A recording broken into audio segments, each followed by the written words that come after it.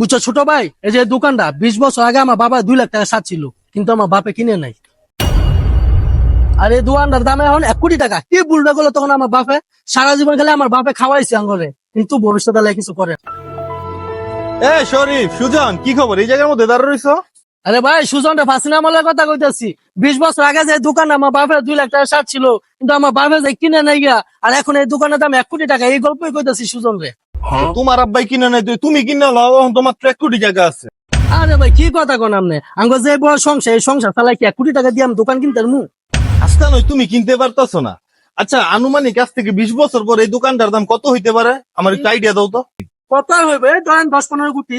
আজকে তুমি যে দোষ তোমার বাবার দিতেছ, ঠিক 20 বছর পর তো তোমার সন্তানও তোমার একই দোষ দিব, যে তখন এই দোকানটার দাম কত কম ছিল কিন্তু আমার বাপে কিনে নাই। এই কারণে বাপ মারে দোষ দেওয়া বন্ধ করো। তোমার বাবাও এত বড় একটা সংসার চালাইতো, সংসার চালায় তিনি যে তোমাকে যে মানুষ করছে, বড় করছে, খাওয়াই পিন্দায় বড় করছে, এটাই অনেক কিছু। তো তুমি যেমন তোমার সন্তানের লেগে যতটুকু করতেছো পরিবার টিকানের লেগা, এই কাজটা তোমার বাবাও একটা সময় তোমাদের এই পুরো পরিবারের টিকানের লেগা কইরা গেছে। আসলে ভাই, এখন বুঝতে পারলাম প্রতিটা বাবা তার সংসারটা টিকে রাখার জন্য কত পরিশ্রম করে, কত কষ্ট করে। এইটাই রে ভাই, পিতা এই পৃথিবীতে সবচেয়ে বড় অমূল্য সম্পদের মধ্যে একটা, এটা মনে রাখবা।